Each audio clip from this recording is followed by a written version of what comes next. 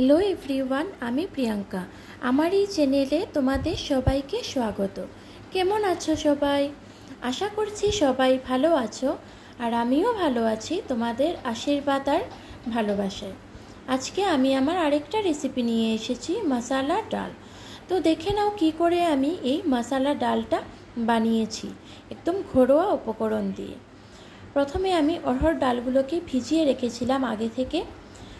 তারপর ওই ডালগুলো কুকারের মধ্যে দিয়ে জল দিয়ে অল্প নুন দিয়ে বয়েল করে রেখে দিয়েছি। তারপরে ডালগুলোর মধ্যে দেওয়ার জন্য একটা মশলা রেডি করে নিয়েছি। সেই মশলাগুলো হলো টমেটো, পেঁয়াজ, আদা আর রসুন। ওইগুলো আমি গ্রাইন্ড করে নিয়েছি, গ্রাইন্ড করে একটা পেস্ট বানিয়ে নিয়েছি। আর ডালের মধ্যে মশলা দেওয়ার জন্য আমি এখানে নিয়েছি অল্প জিরে গুঁড়ো, তারপর লঙ্কা গুঁড়ো, হলুদ গুঁড়ো আর দুটার মতো কাঁচা লঙ্কা নিয়েছি।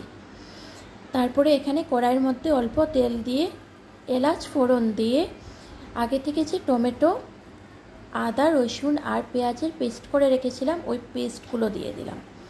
দিয়ে অল্প ফ্রাই হয়ে গেলে মশলাগুলো দিয়ে দিলাম, যে জিরে গুঁড়ো, লঙ্কা গুঁড়ো, হলুদ গুঁড়ো আর কাঁচা লঙ্কা রেখেছিলাম ওইগুলো সব দিয়ে দিলাম। দিয়ে ভালো করে মশলাটা কষাতে হবে যতক্ষণ পর্যন্ত না মশলা থেকে তেল ছেড়ে দেয়। মশলাগুলো কষে গেলে ডালগুলো দিয়ে দেব, আগে থেকে যে বয়েল করে রেখেছিলাম ওই ডালগুলো দিয়ে দেব। দিয়ে ভালো করে ফুটে গেলে এখানে চিকেন মশলা দিয়ে দেব আর স্বাদ মতো অল্প চিনি দিয়েছি যাতে ডালের স্বাদটা আরও একটু ভালো হয়। আর তারপরে এখানে নামানোর আগে ঘি দিয়ে দিলাম। আর এখানে আমি ঘরোয়াভাবে একটা মশলা বানিয়েছিলাম।